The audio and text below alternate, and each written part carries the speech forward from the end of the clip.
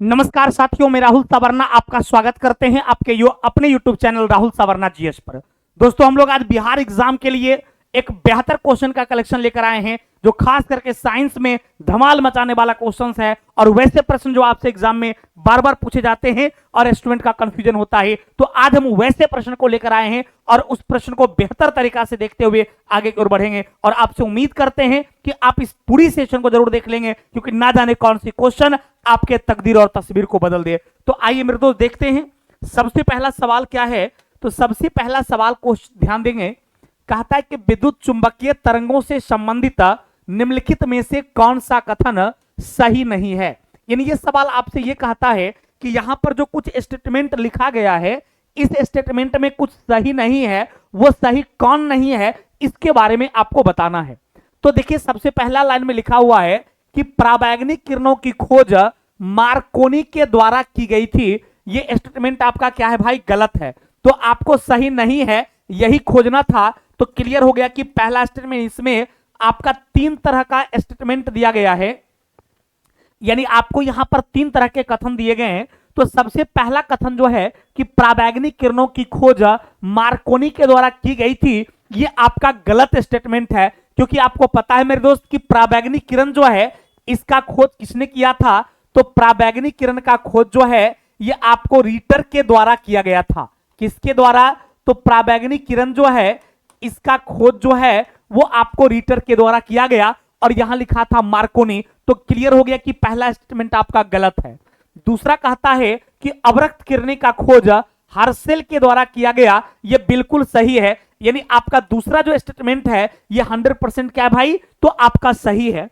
तीसरा है कि एक्सरे का खोज न्यूटन के द्वारा किया गया, यह 100% गलत है। यानी तीसरा भी स्टेटमेंट आपका क्या है? गलत है, क्योंकि आपको पता है कि एक्सरे का खोज जो है रोएंटजेन के द्वारा जो है, डब्ल्यू के रोएंटजेन का नाम आपने सुना होगा। तो आपको एक्सरे का खोज जो है वो डब्ल्यू के रोएंटजेन ने किया, जबकि यहां पर न्यूटन चाचा का नाम दिया है। और आपको पता है कि न्यूटन चाचा जो है ये किसका खोज किए थे? तो न्यूटन चाचा ने गति विषयक नियम दिए थे। कई बार एग्जाम में क्वेश्चन पूछा गया है कि गति विषयक नियम जो है किसने दिया था? तो आप आंसर क्या बोलोगे? गति विषयक नियम जो है वो आपको न्यूटन चाचा ने दिए थे, यानी न्यूटन साहब ने दिए थे। और एक्सरे का खोज किसने किया था? तो डब्ल्यू के रोएंटजेन ने किया था। यानी आपका पहला और तीसरा स्टेटमेंट क्या है? गलत है। अब ऑप्शन में था केवल 1 और 2, केवल 1 और 3, तो क्लियर हो गया गलत खोजना था। तो आपका आंसर ऑप्शन नंबर बी हो जाएगा। केवल 1 और 3 स्टेटमेंट जो है यह 100% गलत है। उसका सही आंसर क्या होगा मैंने उसके बारे में बताया, इसको नोट कर लेंगे। हो सके अगले एग्जाम में आपसे क्वेश्चन पूछ दिया जाए कि बताइए कि पराबैंगनी किरण का खोज किसने किया या एक्सरे का खोज किसने किया। या कभी कभी देखते हैं क्वेश्चन पूछता है कि सूची 1 को सूची 20 से मिलाइए, और वहां पर इस तरह के वैज्ञानिक का नाम और उसके आविष्कार से संबंधित सवालें जो है आपसे एग्जाम में पूछी जाती है। तो इस तरह की चीजें जो है एकदम 100% आप ध्यान में रखेंगे, ताकि आने वाले समय में जो है आपसे ये क्वेश्चन 100% बन जाए। अगला सवाल आपका कहता है कि निम्नलिखित में से कौन सा अयस्क कैल्शियम धातु से संबंधित नहीं है। यानी ये आपसे पूछ रहा था कि इनमें से कुछ वैसे अयस्क का नाम दिया गया है जो कि कैल्शियम से संबंधित नहीं है। तो सबसे पहला कैल्शियम कार्बोनेट, क्लियर है, इसमें कैल्शियम से ही रिलेटेड है। आपका कैल्शियम फ्लोराइड, क्लियर है, कैल्शियम से रिलेटेड है। नहीं पूछ रहा था तो आंसर क्या होगा? Magnesium carbonate. आपको पता है मैग्नीशियम कार्बोनेट जो है ये मैग्नीशियम के अयस्क हैं। ये किसका अयस्क है मेरे दोस्त? तो ये जो आपका है ये आपका मैग्नीशियम का अयस्क है, इसलिए आंसर क्या होगा?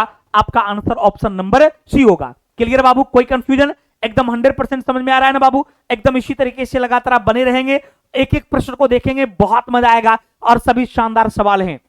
निम्नलिखित में से किस मिश्र धातु का उपयोग जहाज का पंखा बनाने में, ध्यान देना, जहाज के पंखा बनाने में किसका यूज किया जाता है? तो डेल्टा मेटल का प्रयोग जहाज के पंखा बनाने में किया जाता है। किस मेटल का भाई? डेल्टा मेटल का प्रयोग जो है ये जहाज के पंखा बनाने में किया जाता है। ये सब इन्वेंशन से रिलेटेड स्टैटिक टाइप का क्वेश्चंस है जो आपसे एग्जाम में ही सिर्फ देखने को मिलता है। ये किसी प्रतियोगी परीक्षा के किताब में आप खोजेंगे कि इस तरह का सवाल मिले तो ये कतई संभव नहीं है। लेकिन जब आप एग्जाम हॉल में जाते हैं तो कुछ इस कदर सवाल आपको मिल जाता है जिस सवाल को आपको ध्यान में रखना चाहिए। तो एकदम वेरी वेरी इंपॉर्टेंट सवाल है, नोट करके अपनी कॉपी में रख लेंगे इस सवाल को कि जहाज के पंखा बनाने में जो है डेल्टा मेटल का प्रयोग किया जाता है। किस मेटल का भाई? तो डेल्टा मेटल का प्रयोग किया जाता है। अगला प्रश्न है मरहम बनाने में। मरहम आप समझ रहे हैं नहीं? मरहम क्या है? वो एक प्रकार की औषधि है।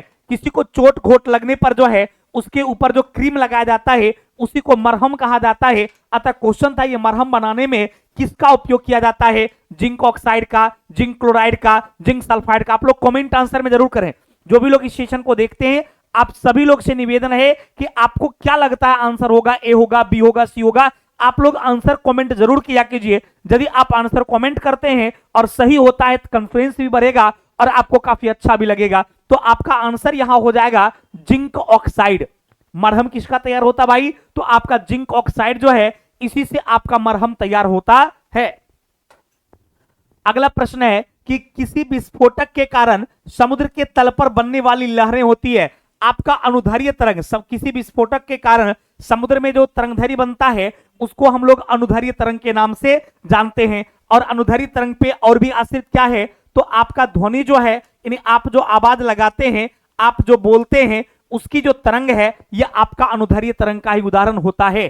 कई बार ये क्वेश्चन पूछा गया है कि ध्वनि तरंग की प्रकृति होती है अनुप्रस्थ, अनुदैर्ध्य या दोनों इस तरह का, तो आप याद रखेंगे ध्वनि तरंग की प्रकृति जो है वो आपका अनुदैर्ध्य होती है। जबकि प्रकाश के बारे में बात करेगा कि बताइए कि प्रकाश तरंग जो है इसकी प्रकृति कैसा होता है? तो प्रकाश की प्रकृति जो है वो आपका अनुप्रस्थ होता है। कैसा होता है? अनुप्रस्थ होता है। और प्रकाश किस प्रकार का तरंग है? तो प्रकाश जो है ये एक आपका वैद्युत चुंबकीय तरंग के अंतर्गत आता है। एग्जाम में सवाल पूछा जाएगा कि वैद्युत चुंबकीय तरंग में निम्नलिखित में से कौन आता है? तो आप आंसर क्या दोगे? वैद्युत चुंबकीय तरंग में आपका कौन आता है? तो आपका प्रकाश आता है। कौन आता भाई? प्रकाश आता है। क्लियर बेटा?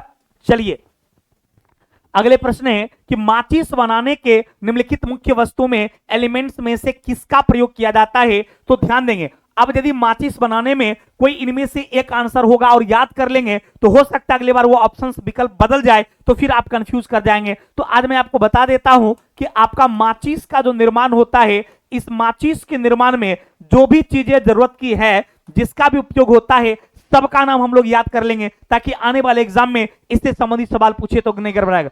सबसे पहले तो आप जान लीजिए माचिस बनाने में जो है चीर का जो पेड़ होता है, इस चीर की लकड़ी का प्रयोग होता है। दूसरा, माचिस बनाने में जो है आपका फास्फोरस का यूज होता है। तीसरा, माचिस बनाने में कार्बन का यूज होता है। और चौथा, माचिस बनाने में सीसा के डस्ट का भी प्रयोग होता है। अब इसमें से देखेंगे कि आपका चीर हो गया, फास्फोरस हो गया, कार्बन हो गया, शीशा हो गया। अब इनमें से ऑप्शन में क्या है? तो आपका ग्रेफाइट है, फास्फोरस है, सिलिकॉन है, सोडियम है। तो आपका आंसर क्या होगा भाई? तो आंसर आपका हो जाएगा फास्फोरस। यानी माचिस की तीली में जब आप ऐसे करके जलाते हैं और उसे चिंगारियां जो निकलती है, उससे आग जो निकलती है, उसमें क्या रहता है? तो उसमें आपका फास्फोरस रहता है। क्या रहता भाई? तो उसमें आपका फास्फोरस रहता है। लेकिन आप जान लीजिए इधर से थोड़ा सा डेप्थ में क्वेश्चन आएगा तो चीजें और भी जटिल हो जाती है। तो आप जानेंगे ये फास्फोरस जो होता है इसके दो अप्रूप होते हैं। एक आपका होता है श्वेत फास्फोरस, एक का नाम क्या होता है भाई? श्वेत फास्फोरस। और एक आपका हो जाता है लाल फास्फोरस।